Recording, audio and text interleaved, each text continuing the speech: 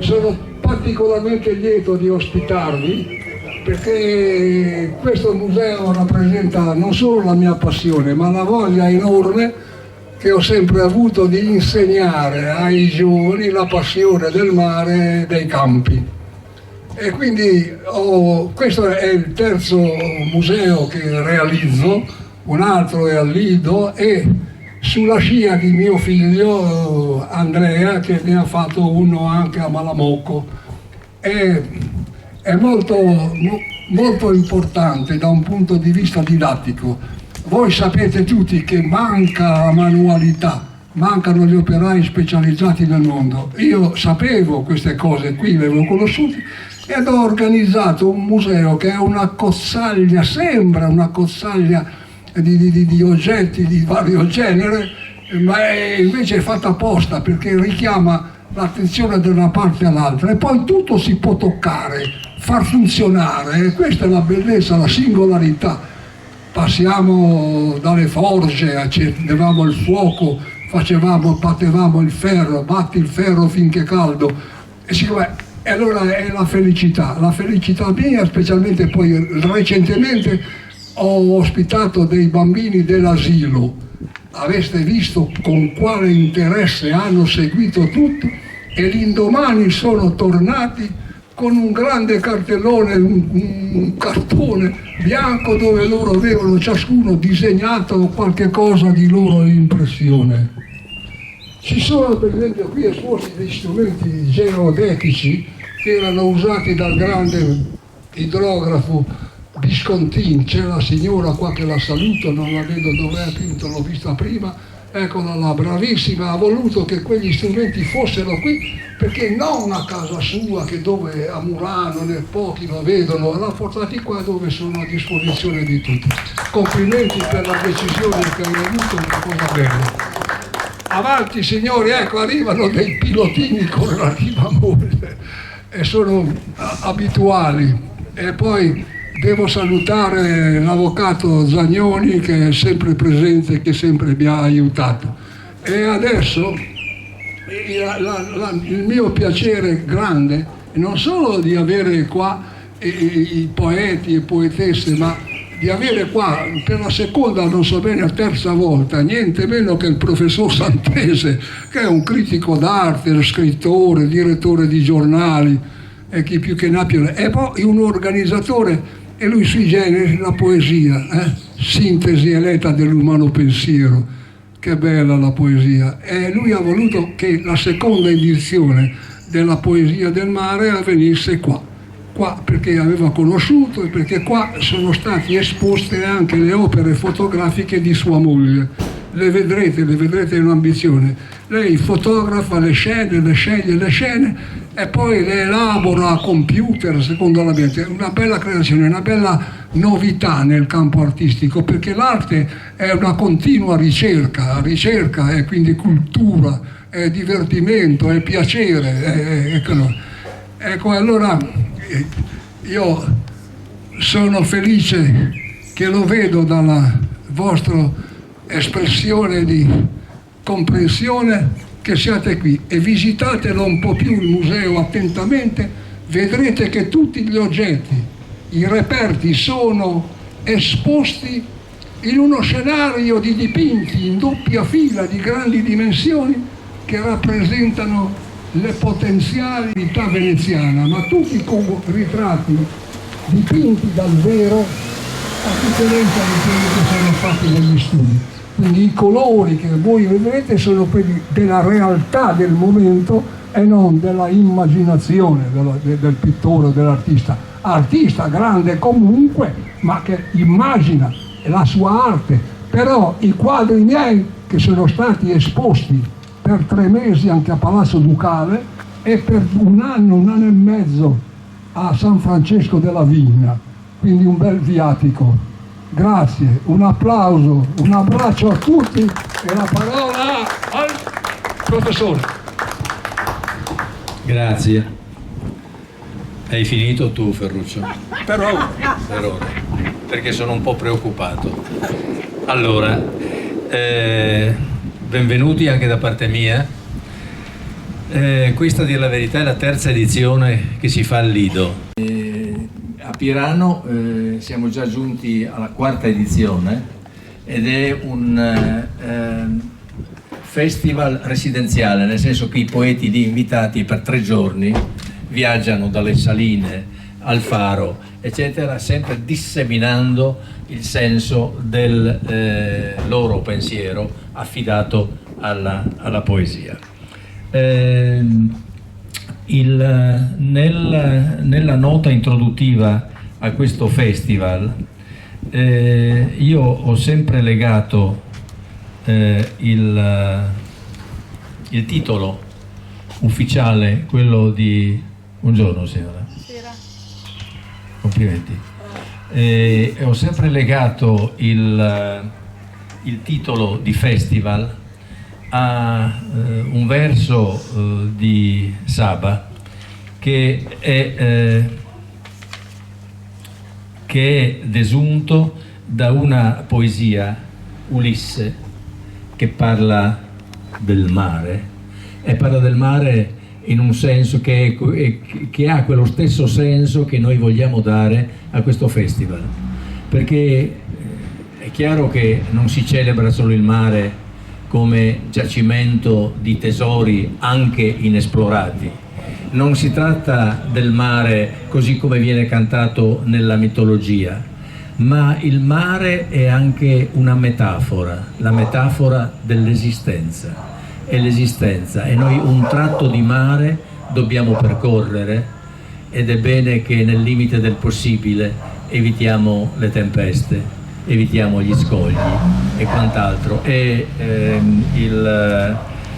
Saba, che è uno degli autori a me più cari, io sono triestino tra l'altro e quindi ho una sintonia con Saba notevolissima. E poi da un'altra parte Federico García Lorca, che nel suo libro De Poemas dice questo che ora io vi leggo. Denti di spuma, labbra di cielo, cosa vendi, fosca fanciulla, con i seni al vento? Vendo, signore, l'acqua dei mari. Che cos'hai, giovane nero mescolato al sangue? Porto, signore, l'acqua dei mari. Queste lagrime salmastre da dove vengono, madre? Piango, signore, l'acqua dei mari. Cuore, e questa amarezza profonda da dove nasce? Quanto è amara l'acqua dei mari. Il mare sorride in lontananza, denti di spuma, labbra di cielo. E in questa congiunzione tra cielo e mare si consuma anche un pensiero che è quello della filosofia, che è stata per molto tempo la filosofia di García Lorca, una filosofia che è affidata alle sue poesie. Sono straordinarie per la varietà dei temi e sono straordinarie anche perché contengono in sé un presagio, quello di una fine che, come sapete, è avvenuta in maniera tragica in Spagna. Bene, Valeria è una artista, come dire, a tutto tondo, nel senso che esprime la sua creatività, oltre che nella poesia, oggi in questa veste è qui, nell'arte. Recentemente alla Scuola Grande di San Teodoro, vero? Abbiamo presentato una bellissima mostra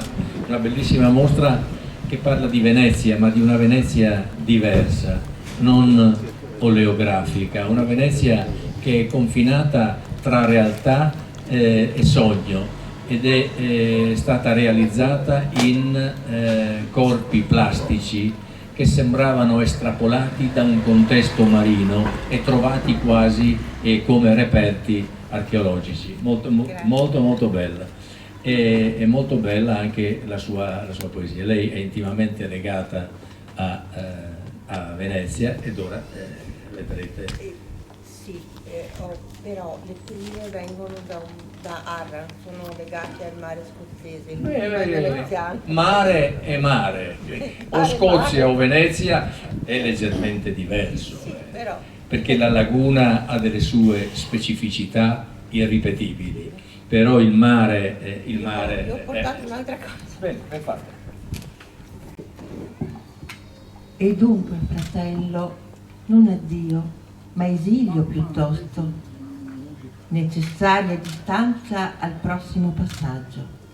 Tu sceglierai un gabbiano per colmare l'istante guadagnato, ma io quale richiamo? Come trovarlo?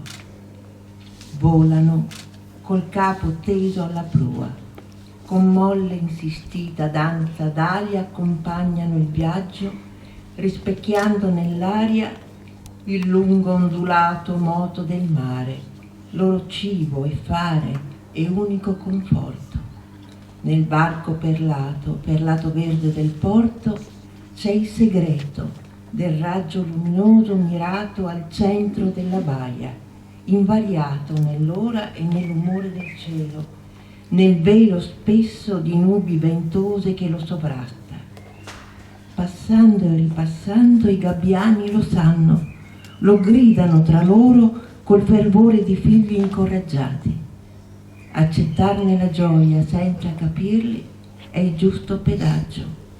Dal selvaggio monte al mare si fa luce l'aria, la penetra la nave senza turbarne il chiarore e s'arrende il plesso del mondo ed è ora profondo, immenso, respirare.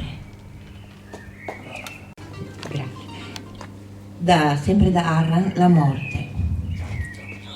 La morte è solo un orizzonte. Fissarlo non conviene, se non per ansia di maggiori spazi.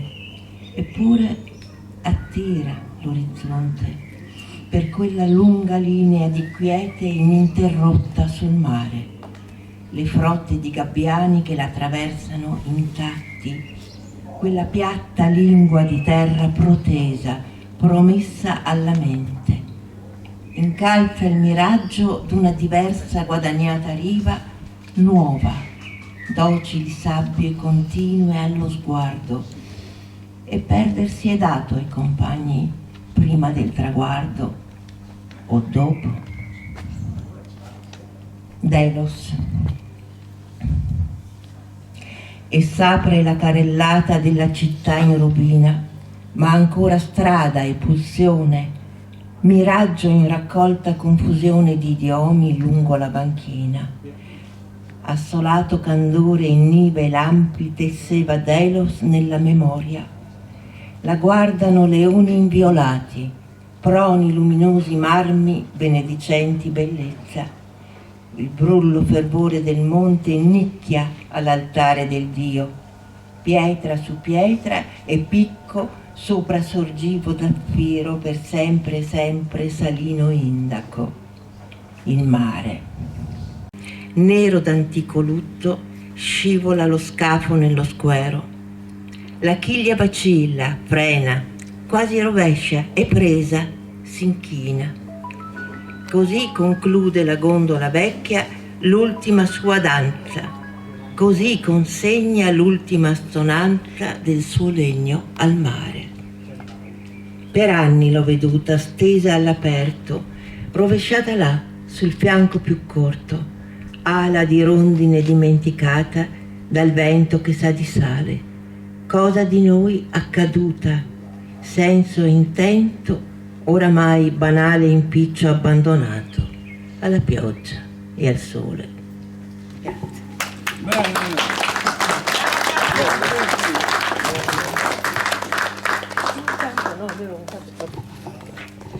Bene, allora visto che si è ripreso dalla fatica del viaggio, Grigore Arbore. Grigore Arbore è poeta romeno, vive da molto tempo in Italia, ha lavorato a lungo nel CNR con sede a Venezia e critico d'arte, storico, oltre che poeta. Fine della tempesta. Tramonto d'acciaio, una dopo l'altra risalgono in superficie le navi rifugiati nel ventre dei cetacei. Sono trainate dagli stessi dei che ci puniscono esaudendo i nostri desideri. Volevamo la luce. Abbiamo ricevuto soltanto un debole segnale dell'Orsa Minore sprofondato subito in un oceano di buio. Voi che capite quello che scrivo, non siate ipocriti. L'odore della morte corrode i timpani dei templi. La fortuna sorride oggi a chi si inietta nelle vene il sangue dei barbari in agguato. Siamo ancora accanto all'isola degli Alori, galleggiamo a vista appesi al collo delle ninfe.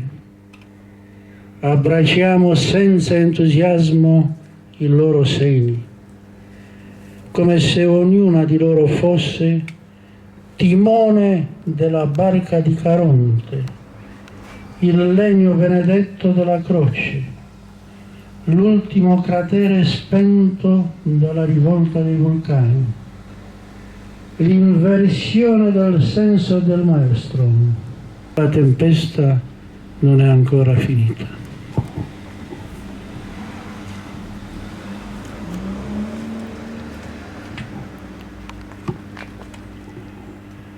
Impenata di vento. Impenata di vento. Il fiore bianco invade tutto, nei fienili germoglia il canto delle colombe. La rugiada di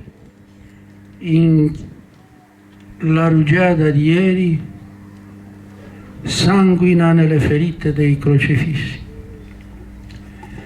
Un silenzio di morte avvolge le piccole patrie inchiodate sulle cime dei Carpazi, mentre noi seguiamo a tentoni i lupi sui sentieri innevati, mettendo cibo davanti alle loro tane per saziarli, sperando di ritrovare illeso in primavera il cervo con le corna di luce, rifugiatosi nell'umile grotta dell'ultimo credente cacciato dal paradiso.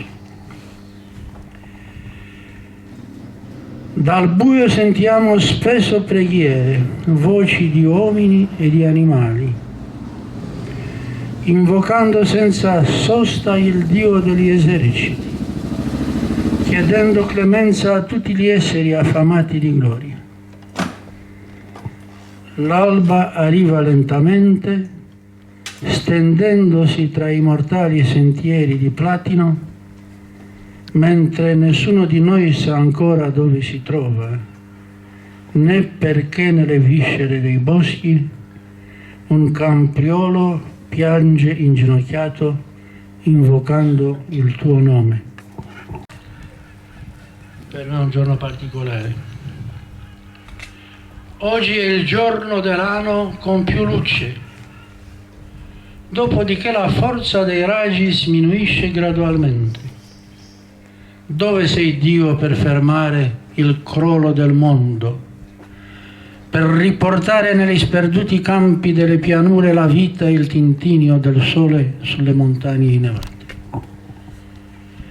Siamo sulla vetta delle molte sorgenti per cancellare le ultime tracce della metà dell'anno, solo noi due, io triste e tu invisibile. Esseri eterici risalgono i sentieri inerti tra le corna dei mufloni, come dei principini sui troni reali, accarezzando con le mani gli alberi crollati dopo l'ultima tempesta. Al loro passaggio si assottigliano i ranghi dei viventi sdraiati con le spade in mano, nei svarchi scavati dal nostro fiume e la luce precipita dalle cime nell'anima delle corolle. Qui c'è solo silenzio. Lontano su una spiaggia di Siracusa, Archimede scrive sulla sabbia il formula del proprio destino, come Cristo scrisse sull'acqua che cancella tutto il perdono del peccato.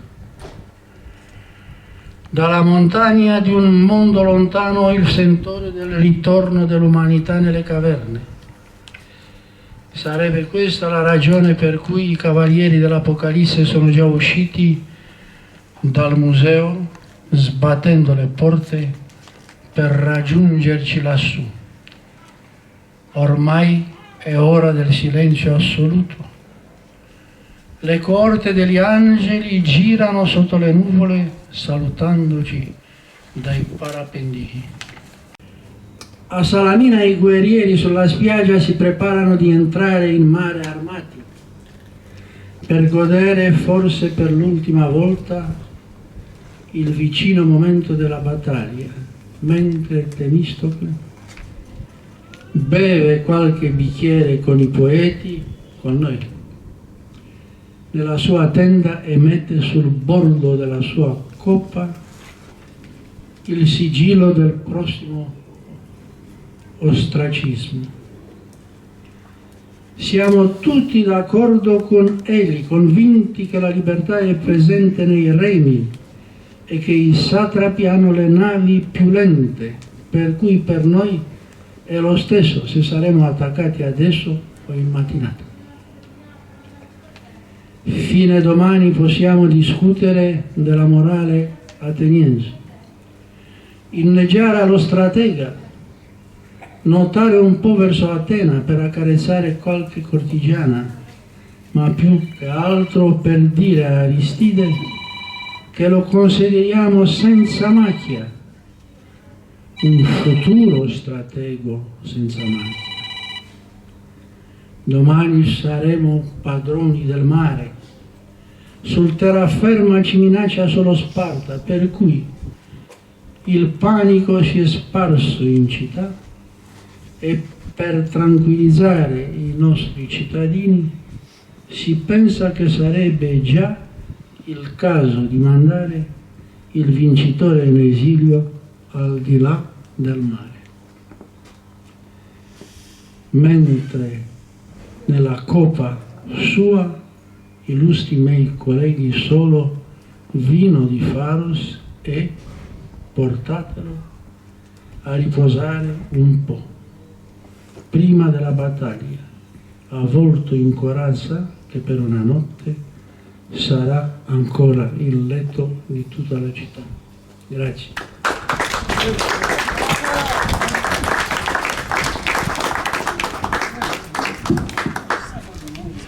Rigore Arbore guadagna il suo posto. Il comandante Ferruccio Falconi ci ha fatto una sorpresa oggi. Io non conosco per niente questa cantante, ma la conoscerò adesso. È una cantante giapponese, si chiama Michiko Hayashi, è nata a Osaka. Noi diciamo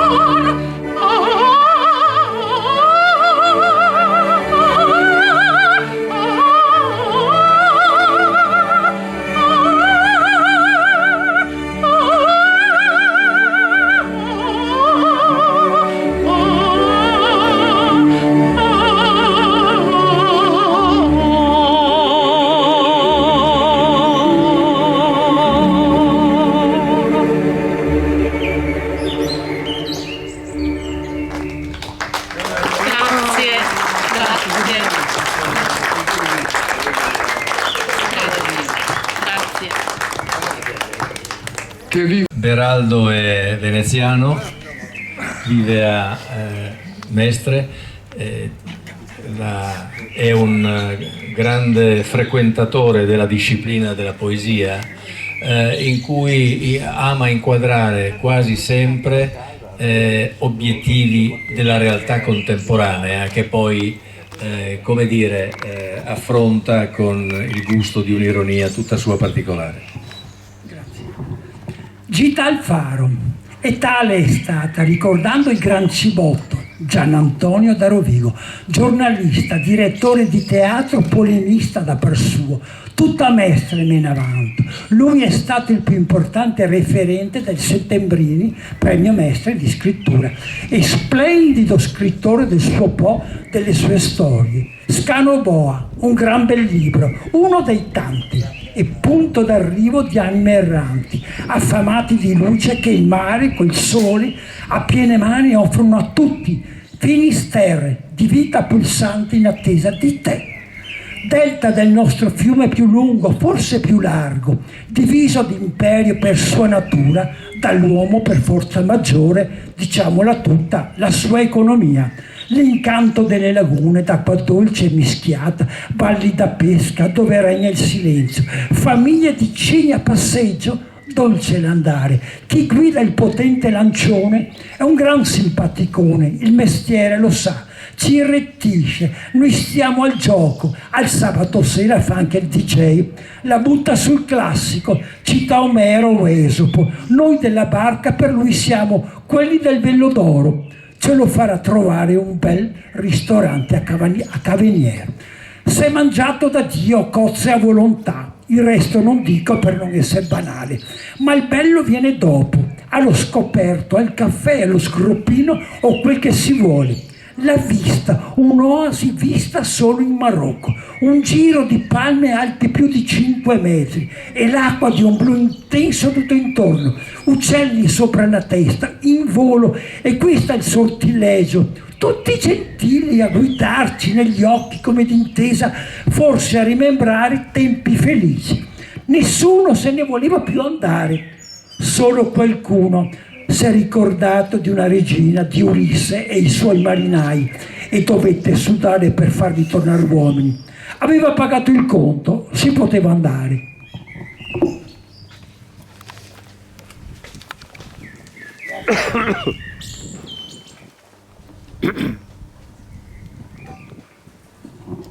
A Luciano Boccardi, giornalista di costume e moda, ferita a morte mentre scriveva il suo terzo libro, che troppi ricordi le frullavano in testa, con la pretesa di riposare finalmente sulla carta. Non so se fosse stata amica di quell'Anna Vintu, guru incontrastato del fashion e della moda negli anni '80. Quelle sì che erano stagioni, ma di lei qualcosa aveva quell'aria da sfottò in salsa veneziana che prima ti gela come il cobra, poi ti riscalda con un sorriso. Delle modelle conosceva tutto, le seguivo dal backstage alla passerella. Quel loro andare altero diventava marcia verso la gioia, il lavoro, la creatività, i vari tessuti te li metteva in mano. Tu che mi leggi devi sapere e apprezzare di che ti parlo. Glielo dissi una sera al Lido, al Palazzo del Cinema. Suo marito Virgilio, brillante giornalista Rai e splendido scrittore, presentava il suo Casanova. Gradì la cosa. Per carità, nessun funeralone, aveva lasciato detto. Fu accontentata. In quello che un tempo fu anche chiesa, amici e parenti in circolo. Lei al centro, all'uso degli indiani. Al posto di tamburi, toccanti canzoni dei Beatles. Graditi gli interventi. La Roberta di Camerino, elegantissima in nero, cappello a larghe tese, rammentava i bei funerali a Los Angeles, che ogni tanto vediamo alla TV. Disse che era andata a stare assieme con sua mamma e suo marito. Se l'ha detto lei, sarà così. Luciana era una laica di indefessa fede, a farla santa no, ma nome tutelare, questo sì, a quelle 100 Marie in gara anche quest'anno, a far marameo ai barberi e soprattutto al Covid. Voglio ricordare che prima del successo, testarda, ha faticato tanto, ma ha finalmente vinto.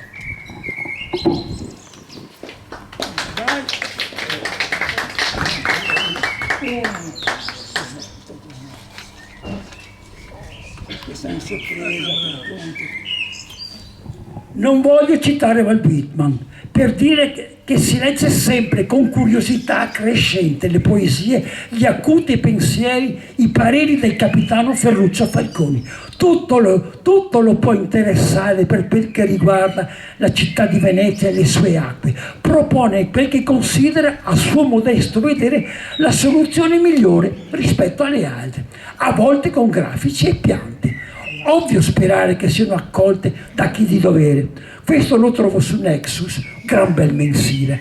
La città con orgoglio lo conta e ci tiene tra i suoi cavalieri di San Marco, con fraternità di antica tradizione. Che marinaio, che gran signore.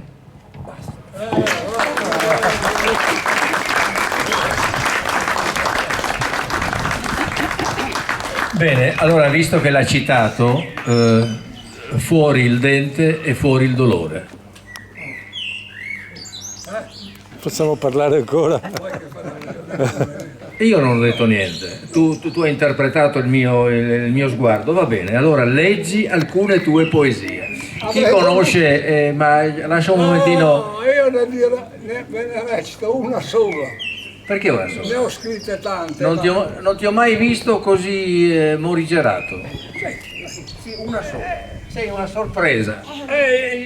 In effetti, ma preferisco usare la viva voce piuttosto che il microfono. Inno al mare, specchio del cielo, nelle quieti notti di luna, di naviganti ed amanti, o mare, sei gioia e fortuna. Vele in bonaccia e delfini intorno a giocare, all'apparir di sirene, fa i cuori sognare. Questo insieme romantico, in ver par che sia, è letta espressione di bella poesia. Proprio quello che manca all'attual mondo traviato, chi ama il mare e le rime, di armonia e pace è soldato. Spesso i forti venti che soffiano fanno il mare furiosamente arrabbiare, e tempeste e cicloni ovunque infuriare. Certe alte onde frangenti negative per rive e navigazioni servono alle gran masse idriche per la depurazione. Viva il mare, calmo o agitato, il sole le sue acque fa evaporare e ci ricadono in testa per farci bere e irrigare. Con consumismo e fuochi non c'è da esagerare, perché i cambiamenti climatici dobbiamo arrestare. Mare, mare dunque da amare, ci fa navigare e pescare, ed il prezioso sale ci dà per pensare e campare senza salti.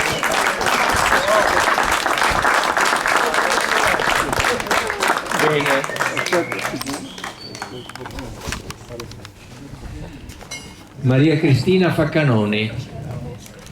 Maria Cristina Faccanoni. Oh, vieni qua.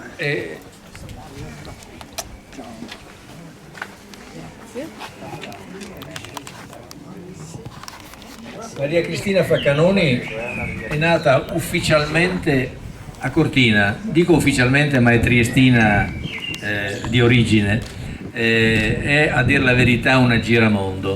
Recentemente a Micromega a Venezia, in campo San Maurizio, abbiamo presentato un suo bellissimo libro che definendolo romanzo è direi limitativo. Veramente si tratta di un libro che è romanzi, nel senso che ci sono due vicende che si inanellano e si intrecciano formando uno sviluppo narrativo di grande seduzione, e lo scenario è l'Algeria. Grazie. È incantata da quello che dicevo. Sì, certo, non volevo vedere dove approdavo, ero incuriosita. Allora, io scrivo talvolta delle poesie, qua sarà difficile anche, no? Vuoi che tenga io? No. Ho la funzione di leggio anche. Allora, notte, vedova di luna, al di là di un mare opaco, ti neghi allo sguardo, un aroma fruttato nella stacca di vento. Il mare ha cancellato la brezza. Ora le piante accartocciate dal vuoto, come stampe giapponesi, mostrano la fuga dalla vita. Ma nelle venature la linfa scorre, insetti fremono nella spasmodica ricerca di chi si darà per perpetuare la vita. Allora, questa è brevissima, ecco, scusate.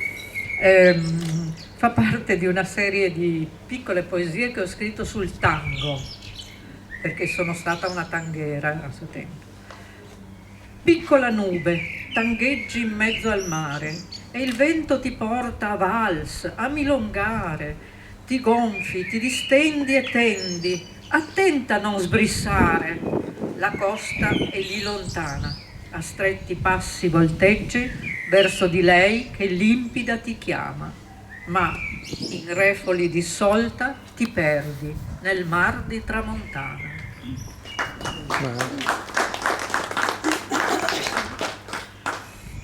In treno, ecco qua si vedono le origini triestine. Sferza oggi estiva sull'azzurro mare la bora. Scorrono furiosamente ricordi lontani. Smuove acque impietose che lacrimano la mia città. Dialoga dal finestrino sospeso il vento. Un pensiero amico agita le tendine assenti. Vedo che siete ubbidienti. Vi avevo pregato di non battere le mani se non alla fine. Come miei allievi, mala tempora currum. Allora, queste sono 3, no? Mi pare? Sì, 3. Allora non so cosa scegliere, veramente. Penelope. Penelope, sì. Penelope. Così ci riallacciamo al anche mito che la metafora è ottima. Va bene. Paziente la tela tesse nell'attesa del nuovo repentino abbandono. L'uomo suo disegna, remoto, nelle trame della mente. Mentre l'apollineo carro riposa del vibrar dell'ore, tutta l'ombra trascorre a quegli insieme. Del passato le dita fissano i momenti, mutevoli pigmenti, s'allargano, s'assottigliano, punteggiano la tela, distretti solchi li irrigano i rimpianti. Bruna fierezza, azzurro slancio, porpora l'amore, bianca l'astuzia, ogni color il suo pallor ravviva. Nulla distolgere può la regina del memore errare delle dita. Vano è il cerchio del fuso, mai rinchiuso, vano l'arrotolar della matassa, in diurna vita coniugata a svolgersi, a riavvolgersi notturna. Un'altra veglia, forse, poi il deserto letto. La notte ancora le sarà sorella, con lei tessendo sull'infinito flutto del marino Ulisse l'ultimo vagare.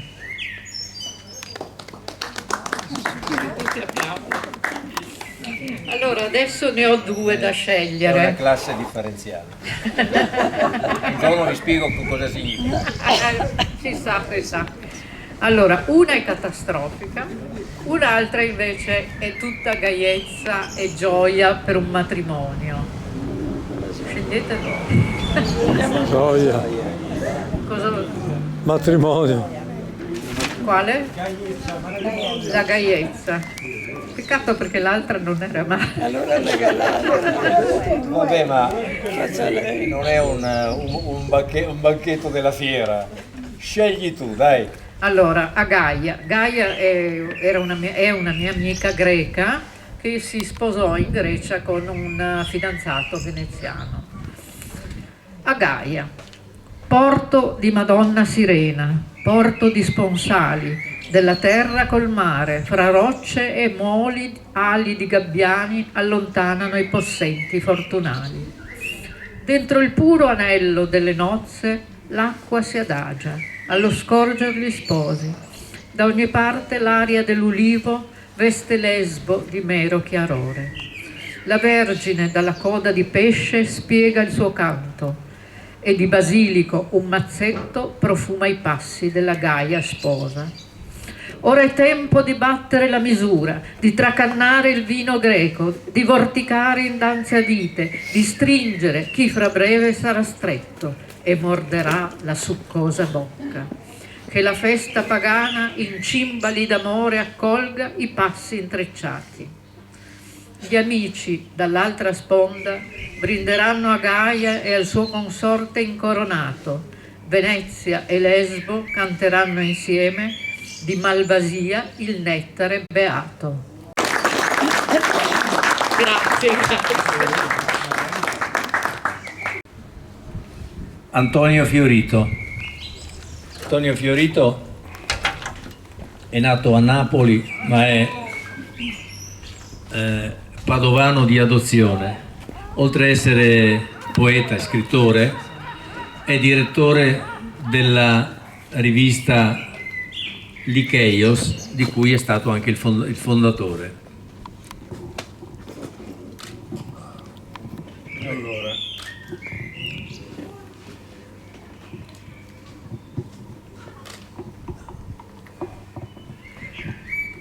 un pomeriggio d'estate in un caffè letterario. Tienilo a 1 centimetro dalla bocca, lo dico anche agli altri. Un pomeriggio d'estate in un caffè letterario di una città di provincia, un poeta che presenta un libro di poesie e una magica lettrice che legge le sue poesie. Nasce,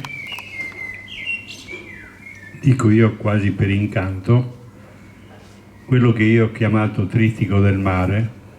Sono 3 poesie. La prima è un ritratto in qualche modo del poeta a confronto con la mia esperienza. La seconda e la terza sono tra sogni e ricordi. La prima, il tuo mare. Il tuo mare è più grande. Oceani la tua nave ha solcato, lontane terre ha toccato, e ti sei inebriato al libeccio e al maestrale, rapito, sbalzato, cullato nell'urlo di grandi uragani.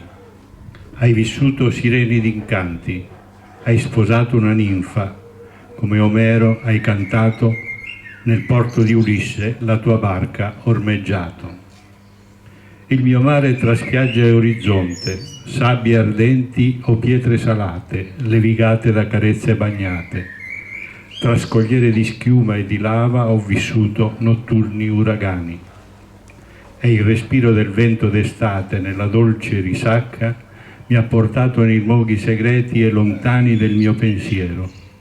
Il tuo mare è un oceano immenso, la mia isola, rifugio sicuro, dove dolce è il naufragio. Come il tuo, tra spiagge e orizzonti, il mio mare è infinito. Come il tuo, il mio mare è poesia. La seconda, tutta la Spagna del Sud.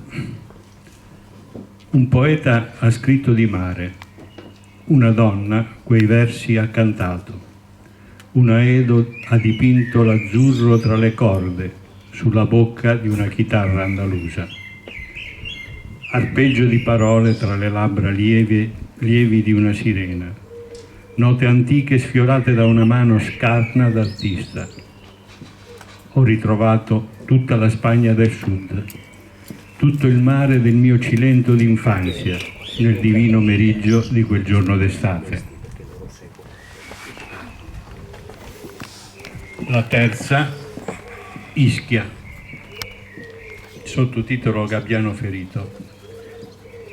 Profilo di donna in controluce, vino d'ambra nel bicchiere di cristallo sulla spiaggia dei Maronti al tramonto.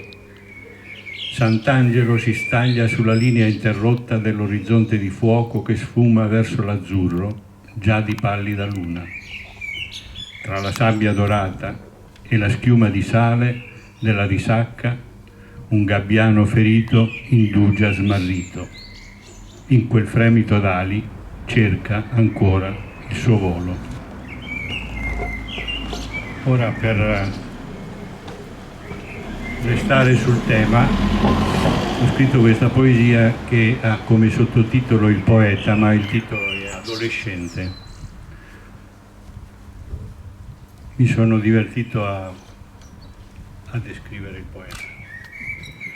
Adolescente, sempre innamorato di un amore mai dichiarato, sognatore ad occhi spalancati tra pensieri di nuvole e di stelle, rapinato e nell'estasi rapito per un fiore che sboccia a primavera, pescatore di perle tra gli scogli di un mare di parole, compositore con note d'alfabeto di divine melodie e melodrammi sul pentagramma dell'anima ispirata, aspro censore che potenti e ignavi con doppi sensi e metafore condanna, spirito inquieto che combatte tra il sorgere del sole e della luna l'illusione del tempo, inguaribile malato di poesia che vive nel malessere perenne alla ricerca di un'isola deserta, anelato approdo dopo il lungo viaggio tra uragani e bonaccia. E l'ultima è uno scherzo, una provocazione per i poeti ermetici. Non so perché guardi me. No, tu non sei ermetico. Non sono ermetico. La poesia semplice. La poesia dei semplici non è una semplice poesia. La poesia dei semplici è una poesia di accenti naturali che nasce da un modo dell'anima e del cuore, da un'improvvisa e inaspettata ispirazione. Una poesia semplice, già che semplici sono le emozioni che ritmo ed rima danno alle parole dell'inconsapevole poeta che le scrive. La poesia dei semplici è poesia perché parla di vita e di destino, perché canta nel sole d'ogni giorno che nasce e poi finisce, perché piange all'argento della luna, perché parla d'amore e di dolore, perché onora la nascita e la morte, perché sulla carta ingiallita ancora scrive con inchiostro stilografico e matita. Grazie.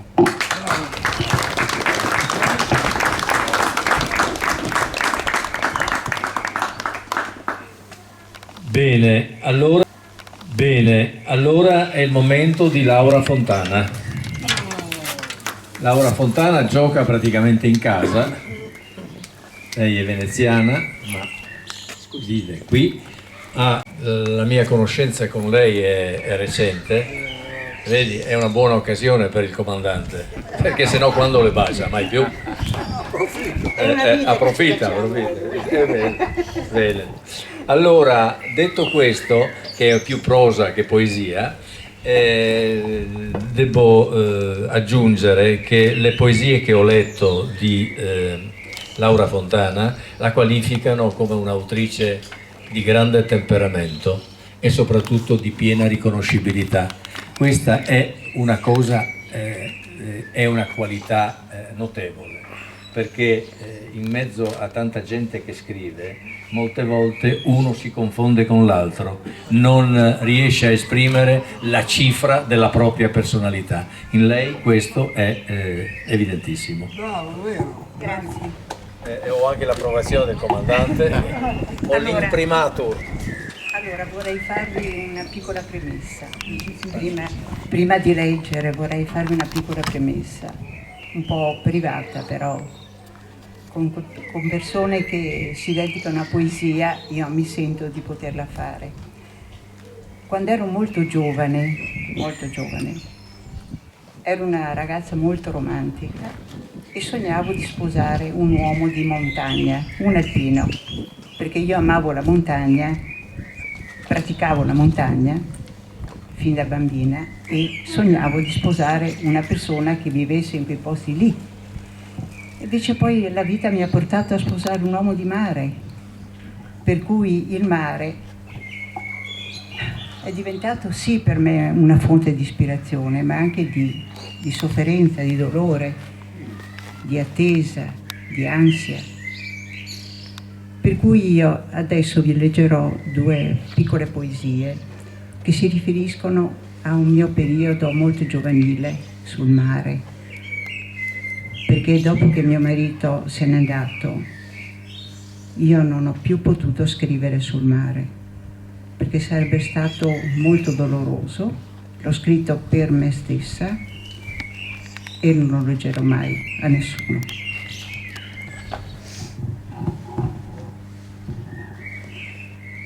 Sogno il mare, mare d'incanto infinito, che accende una sorta di strana passione nell'animo mio tormentoso. Luna, stranissima luna dorata, mutevole, che lasci cadere un ironico sguardo sull'onde irrequiete e smaniose. Vorrei poter perdermi in te, come l'occhio mio chiaro si perde. Vorrei con le mani mie tenere d'un colpo immense venute sfiorar con dolcezza infinita le pigre suonose movenze. Poter dissettare vorrei queste labbra, tuffare il mio capo coi sciolti capelli e volgere gli occhi a guardarli. Ondeggiare leggeri, scender veloce nel ventre tuo nero, rimergere poi palpitante e angosciosa a rivedere questo magico cielo. Raccolto ho nel palmo mio cavo una cresta tua bianca e spumosa, gli schiudo timida le dita e le fisso con larga pupilla stupita. Una tenue conchiglia lucente tremula, immota creatura. Ed è ancor questa mistica luna, pallida e smunta d'argento, con la conchiglia nel pugno serrato, tra l'alghe odorose e l'umida arena, io volgo e trascino i miei passi, che l'onda tardiva cancella.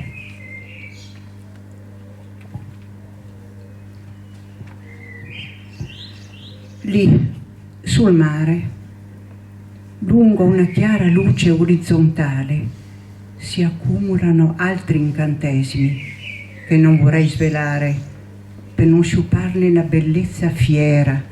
Ora, come in ogni tempo, posso varcarne la soglia ardita, pur trasalendo per quel timore. Lo credevo infranto, eppur riemerge con la sua crudele spietatezza della sua presenza. Ma dove sono le stelle di allora ed i canti, i fuochi che esplodevano in cielo nell'allegria del cuore? Andremo a ritrovare le favole, consacrando legami che la legge del tempo aveva relegato in angustia anfratti di una memoria subita.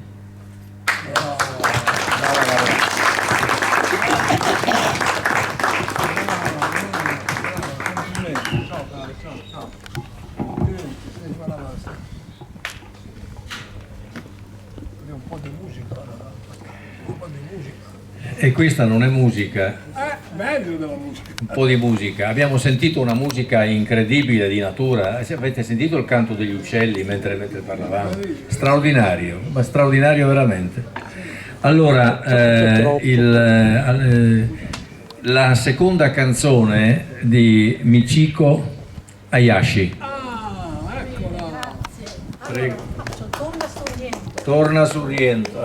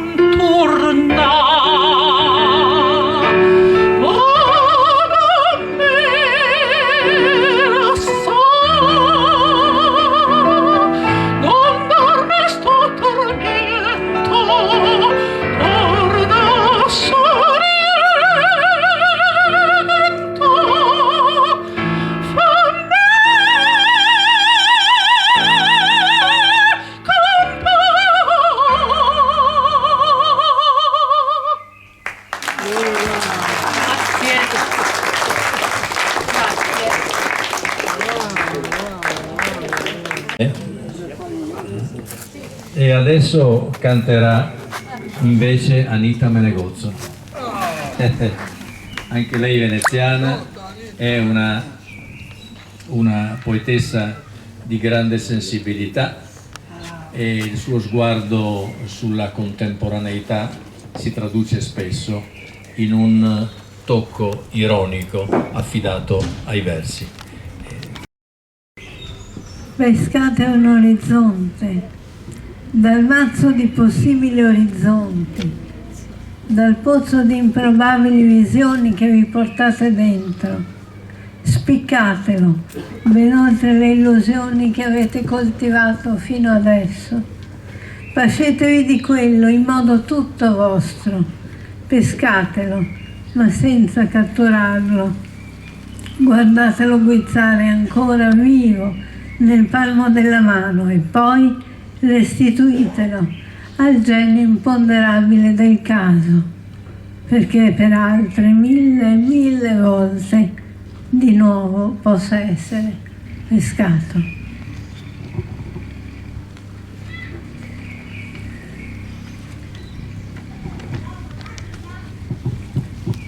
Sentiamo fin dentro le ossa il fragore dell'onda che sferza la roccia con forza inaudita, eppure scolpisce la terra una goccia per volta. Sentiamo la delicatezza che ad ogni risacca i passi, accarezza, per poi cancellare discreta ogni impronta. Sentiamo fin sotto la pelle ogni pioggia, ogni pianto, ogni odor di tempesta, se e quando infittisce una nebbia. Sentiamo ogni barca che salpa, che porta ogni uomo che tarda e non torna. Sentiamo l'incanto del giorno che sorge dall'acqua o in acqua tramonta e della corrente che al largo trascina o rende alla riva misericordiosa. Quel mare che prende, che dona, non solo la veste rubò alla Madonna, e mentre ci culla quel mare c'è mamma.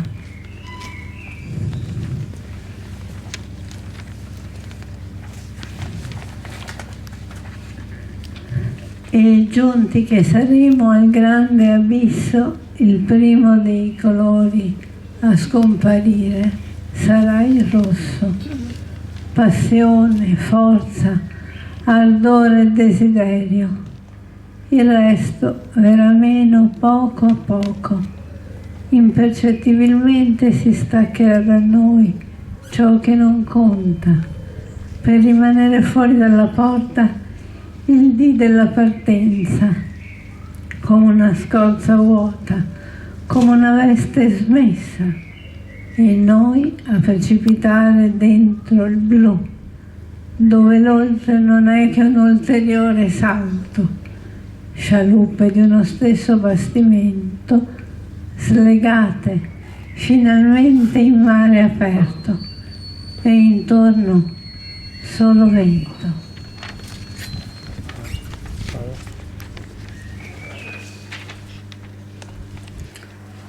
Spuma, sei tu candida strega, tu madre agli orizzonti, divoratrice misericordiosa di nostalgie fraintese per confini. Spuma preziosa, amazzone, sirena generosa, che ci disseti gli occhi inariditi fin dai primi diluvii universali. A te, che non sarai capace di morire, perché non sai che cosa sia quietarsi, a te affidiamo tutti i nostri sguardi, innamorati come esploratori di questo gioco a mantenersi vivi.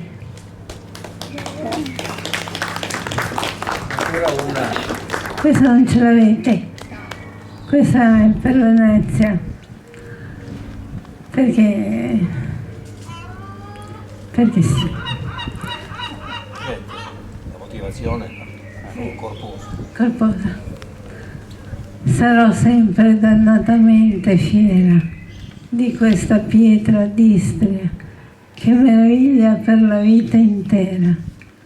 Sono orgogliosa quasi da morire del suo febbrile fremere tenace sotto le nostre scarpe, sopra le nostre pene, sotto le nostre case, quelle rimaste intere, sotto le scuole vuote, sotto tutte le chiese senza spose e che si fanno bastare un solo prete che fa le messe a ore, negozi senza insegne, seracinesche spente, con tutta quella gente che non sa dove andare eppure spinge, che compra poco o niente, a cui piace Venezia, però non ci vivrebbe.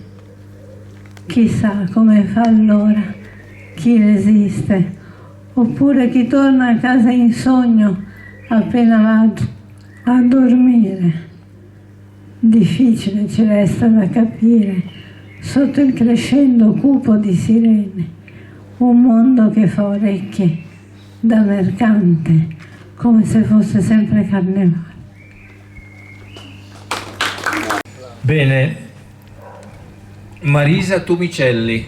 Marisa Tumicelli, di cui ho avuto l'avventura di leggere in anteprima, perché ho fatto la prefazione il suo ultimo libro che uscirà tra un mese e mezzo, 2, Voci d'anima, un libro bellissimo.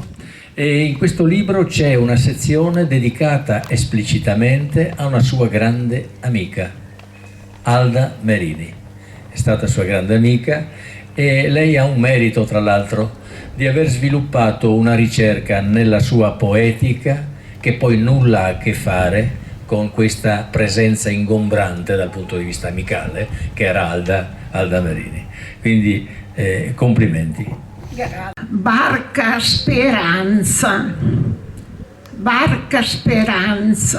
mare aperto, viaggio dentro vento, mani e cuore in stretto abbraccio, tempo d'amore, di sogni, dentro raccolti pensieri, acque che vanno, carezze di onde, materna calma, nido, conchiglia, fiato, barca, casa, letto, umana pietà, a stringere ore che l'ansia percuote, acceso ardore di un mare benedetto su dolente carne verso il sole.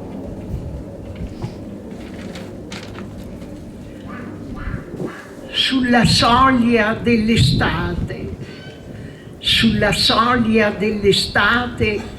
pastura di luce di mare, di antica voce, di ardente anima, trema il respiro su sacra bellezza, vibrante visione, ancorata a un tempo di ritorno. Splende una forza d'acque fluttuanti, estesa armonia, meraviglia di un risveglio e un raggiare di sole. Mare ritrovato, s'accende luce sull'ombra notte, ruota il mio mare nell'incanto del silenzio, vocazione di ore cucite all'orlo della quiete. Si fa giorno con l'azzurro che s'affaccia tutto intorno, si eleva trasparente bellezza in un fluire di respiri, sospeso fiammeggia mio ardente cuore. Sul mare ritrovato, storia, sogno, dono di splendore. Questa l'ho scritta un'ora fa. Un vaporetto, quindi. Pesce cuore, m'accompagna nel mio viaggio fantasia sul mare dei silenzi, un pesce disegnato con amore, di azzurro tinto, un pesce tutto cuore, guizzante festosità, fra brillio d'acque, danza dentro un pezzo d'universo, danza desiderio, respirata contentezza, in palpitante sogno.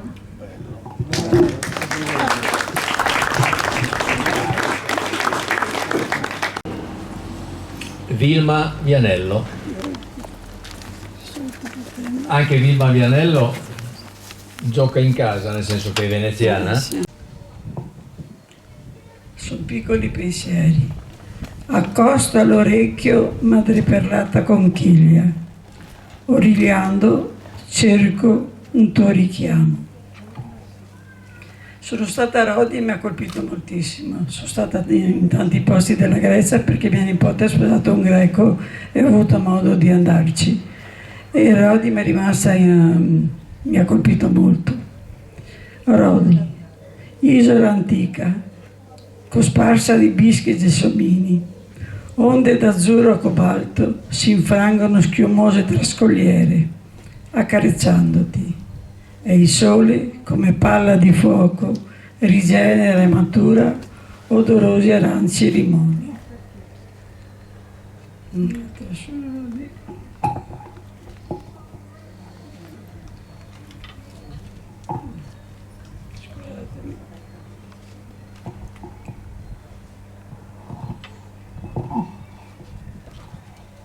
Questo ho scritto un po' su Venezia, 2 paroline. Barche di ieri e barche di oggi. In canale la vita freme, la barca corre, il motore preme, tutto sembra disfarsi, il mondo infuriarsi. Venezia sprofonda e l'onda cattiva schiaffeggia la riva.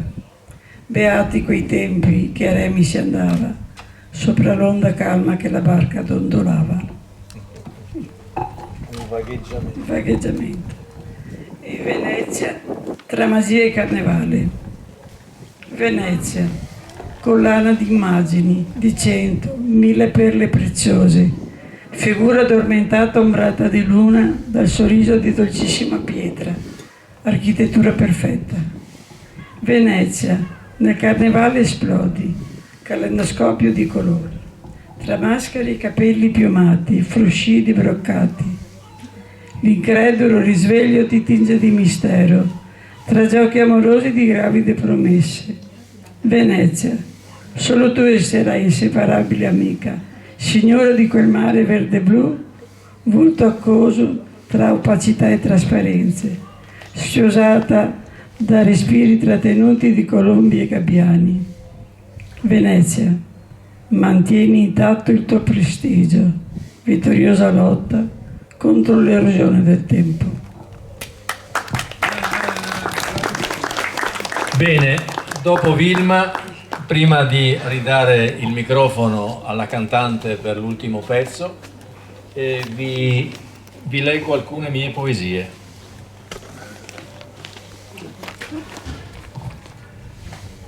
Passo verso l'oltre. Prima vi ho detto che il mare è inteso anche come realtà metaforica. Questa lirica è stata scritta nel 55° anniversario della morte di Violeta Parra.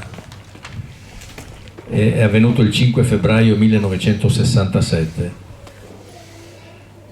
Muri istoriati d'ere antiche. La rabbia di vedere il giusto in fatica anche per malfattori in abiti da gaudenti in festa, rimbalzano note di canti d'artista pronto a gridare l'estraneità del mondo, scintillante di vetrine illuminate dai colori di una ricchezza vera soltanto per pochi. La musica è compagna di dolori sotto pelle, in una misura tutta dentro la mente in sussulto, grazie alla vita è ritmo accelerato di respiri attorno a un cuore che è orologio capriccioso pronto a fermarsi al buio della mezzanotte. È il passo verso l'oltre, col rumore di scarpe che sfuma verso un'alba diversa da un mondo all'altro. Esseri informi e lucenti, calati da venusiane lande, gonfi d'elio e aria cosmica, sfiorano dune e palme, volano su boschi e monti, occhi storditi da armonia di terra e mare insieme, e scenari di grazia in acre antinomia con notizie di guerre arrivate fino alle stelle. Il viaggio è folgore scagliata su voglia di scoprire magie e misteri d'indole umana tesa a colpire col fuoco case, cose, averi, cuori ed essere primi sulla scala di potenza e censo. Meglio tornare alle stelle e dal cielo il globo appare ancor più bello, assai lontano da scintille accese su logiche di pace. Migranti, andare, via dagli affetti tenaci che respirano dentro. sempre, anche lontano, andare con la voglia di tornare su gambe forti, allenate a salire nel monte splendente d'ori, come maschere del nulla, restare in un paese nuovo, in mezzo a gente che indica diversità, con la forza d'essere altrove, là dove chiamano i monti, tra le rocce sgretolate dai lamenti di un tempo lento come le ore d'inverno. La mente vola accanto al focolare, tabernacolo di cenere che scintilla desideri di casa e volti cari. E poi dal mio libro Mare a mare ho giocato su questo termine mare a mare, che contiene il concetto del mare e il concetto dell'amare, che è uscito qualche anno fa. Vi leggo due poesie gioiose, anziché no, Barcolana al via. Nell'abbraccio di rive, dal Carso declinanti al mare, si addensa coagulo di respiri, tesi a un orizzonte d'ombre nel mattino pulsante di refoli brevi. Barcola, distesa attorno a cornice di scogli, guarda beata bandiere che dicono al mondo l'urgenza di gioie comuni, brani di felicità distribuiti a naviganti d'ogni stazza, e chi guarda gusta fragranze di infinito, miste a tracce di salsedine, che portano l'animo in quota fino a Miramare, chiaro di luce asburgica, nel ponente allungato a grado, ponte dell'occhio per un volo a Venezia, nella sua placida emersione dalla laguna, e Levante appare in lingue di terra, sporgenti con l'aria distratta di Muggia. Primo assaggio d'Istria che si conferma con Isola e Pirano, landa dell'anima. E infine una poesia dedicata alla mia città, che è Trieste. Trieste in amore. Ti amo per la veste dimessa che ti rende imprecisa. Ti amo per l'abito della festa che porti con allegria, per il sorriso che frastorna, per la storia sbrindellata d'un impero, per la vita da signora che fingi ancora. Ti amo per essere madre e amante, faro e isola perduta, culla e alcova, fumo di esplosioni gioiose, nebbia di risonanze stantie. Ti amo per essere uguale a tanti anni fa, per essere diversa da come ti vorrei. Ti amo come non vorrei, perché il sole dell'abitudine, a volte opaco e appena tiepido, mi dice che le ombre del tuo nascondiglio aspettano la luce di un'idea per renderti bella, come sei dentro, là, sulle rive di un mare che attrae il monte a interrogare meduse, bianche, di panna salata, orlate di blu stellato. Ti amo, Trieste, perché sei sospesa tra l'essere bella e il divenire ancora di più. Grazie. Che bravo, complimenti. Sulla scia di queste vostre attive partecipazioni a manifestazioni liriche di questo tempo, che hanno suscitato veramente tanta gioia, tanta partecipazione. Io ho visti tutti quanti molto, molto, molto attenti. E allora vi dico grazie. Ed è da questa vostra presenza traggo nuovo vigore per andare avanti con questo museo, che è finalizzato a ridestare nei veneziani la voglia del mare, perché ora Venezia ha abbandonato tutto. Ha venduto le navi scuole, un crimine, la Giorgio Giocini ce l'hanno regalata e noi l'abbiamo venduta. E allora bisogna essere più marinai e navigare nella scia degli avi per poter veramente riscattare questa città, il cui avvenire è sul mare. Una città nave che hanno rovinata con il ponte, perché l'hanno trasformata da isola in penisola. e ora è massacrata dal turismo di massa. Io vorrei che la colonizzazione della bandiera straniera nelle nostre acque avesse anche una partecipazione delle nostre, del Leone, la bandiera di San Marco, la nostra flotta, l'Adriatica, hanno venduto tutto, una vergogna indicibile. E allora queste iniziative, questa partecipazione vostra così attiva mi incoraggia ad andare avanti nell'iniziativa, e infatti comincio dalle elementari, dai bambini dell'asilo, con grande gioia.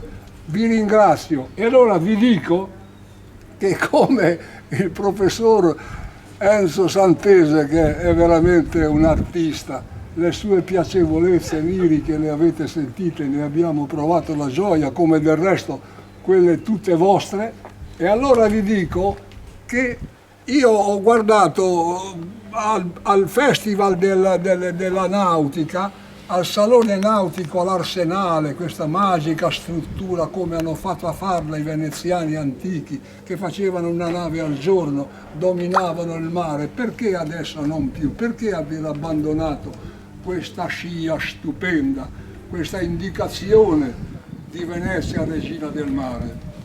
Ritorno al mare, che è il titolo di questa poesia. La cara Venezia regina del mare, con il Salone della Nautica, è ancora più da ammirare. Nella storica imponente cornice dell'arsenale militare, ogni visitatore entusiasta sogna felice di poter tornare. Tra le tante fiere che si alternano nel mondo, anche a questa quarta, tanto di cappello e di inchino profondo. È proprio bella questa mostra, signorilmente organizzata, con la presenza di navi militari che tanto l'hanno onorata. Persino le famose tese, ben restaurate, a ricordare la grandezza degli avi sono destinate. Un fervore giovanile. Lì, ieri mattina, da mattina a sera ho provato, da vecchio esperto marittimo, in un contesto anche da vele vivacizzato. Tante novità tecnico-nautiche, linee e la propulsione elettrica si vede arrancare. Perché è ormai imperativo tutelare l'ambiente e non inquinare. Una gondola capolavoro, artisticamente e lussuosamente adornata, porta tutti in Canal Grande con romantica serenata. Un drone subacqueo e un'idroambulanza d'altura, per tutti gli impieghi fa gran bella figura. A sindaco e collaboratori gli apprezzamenti per essere ed essere stati davvero valenti. Viva Venezia!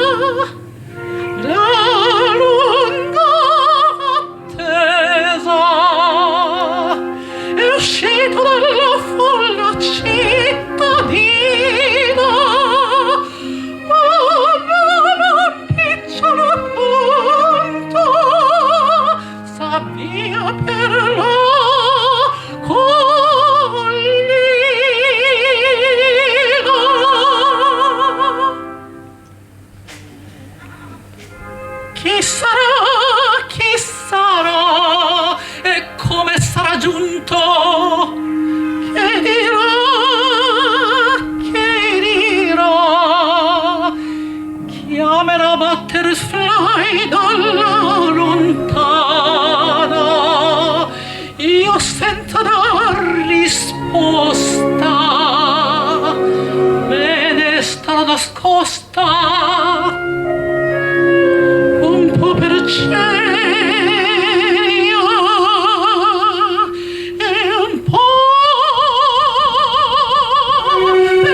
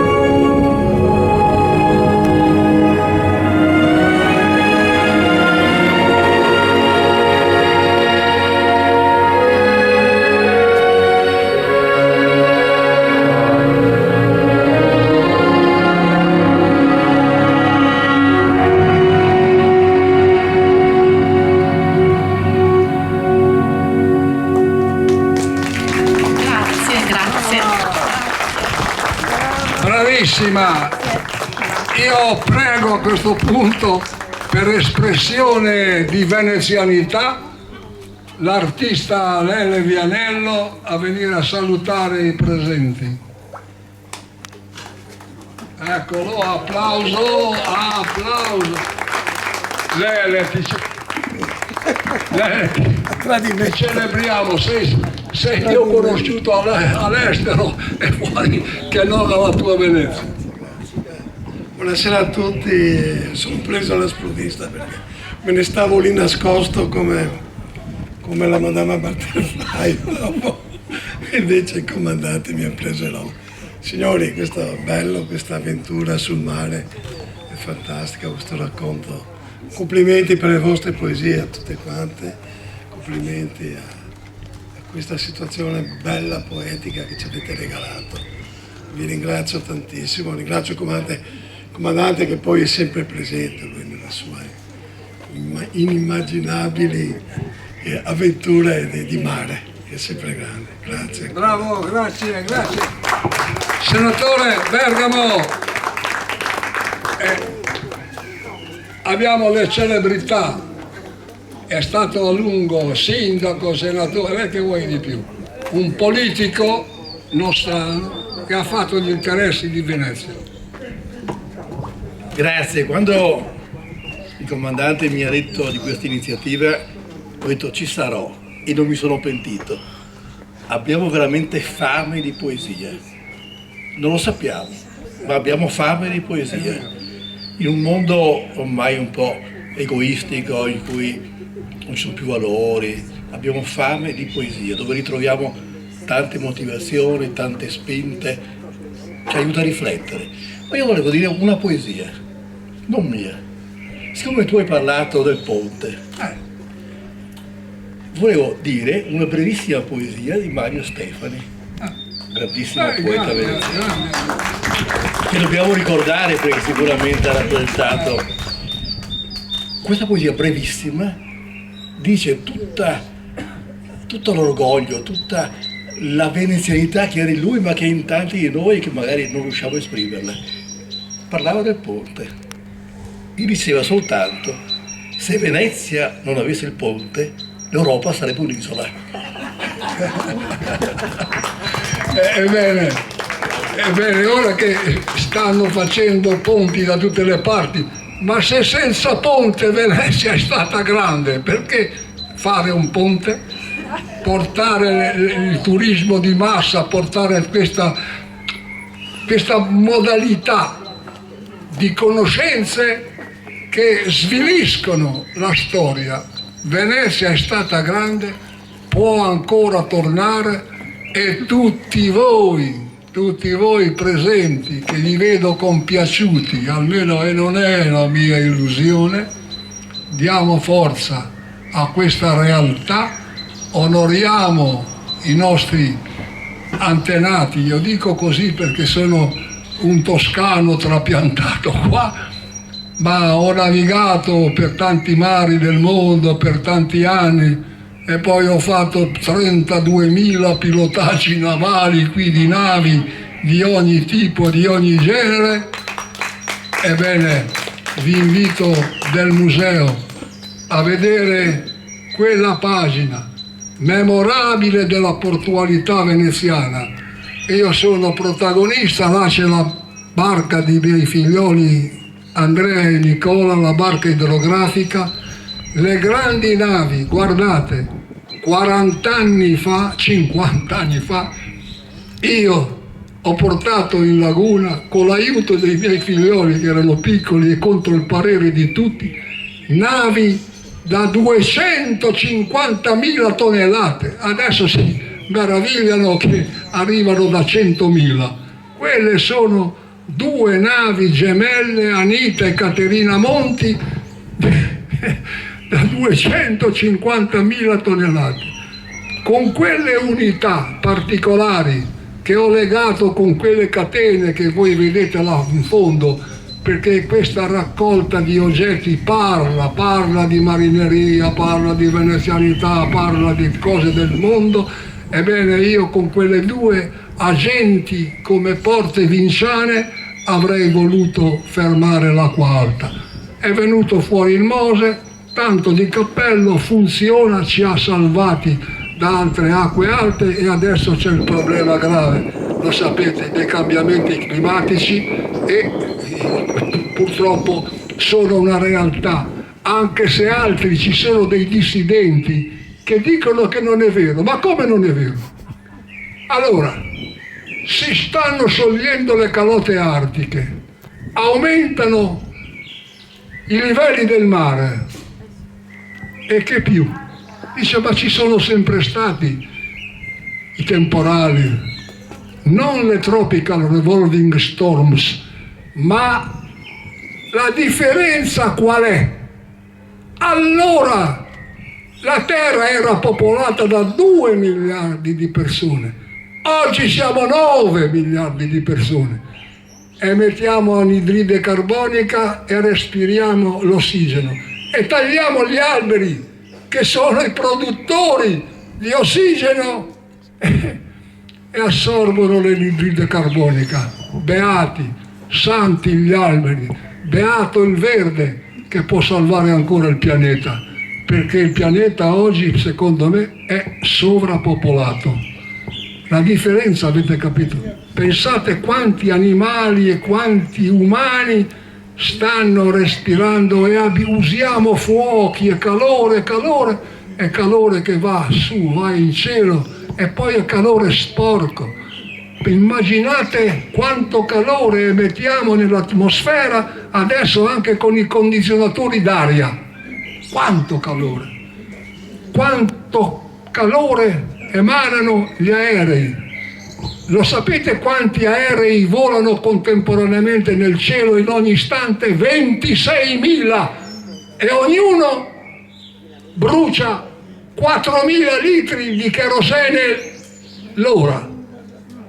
E allora questo nostro magnifico firmamento, questa calotta che ci fa vivere, che è alta solamente 6.000 metri, è da preservare e non da continuare ad impestare i reflui di tante combustioni e di una vita consumistica che non va bene.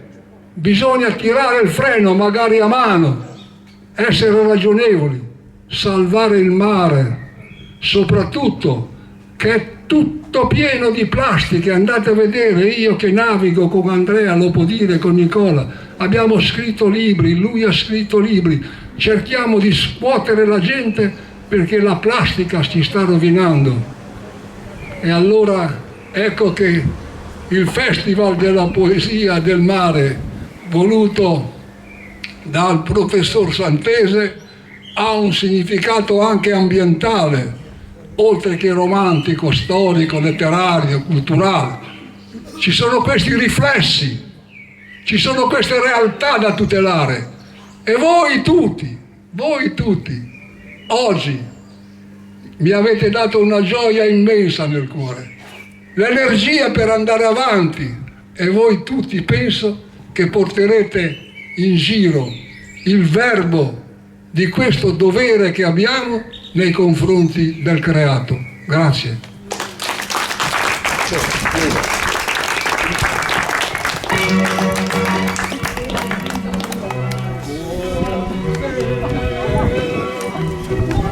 Bravissimo.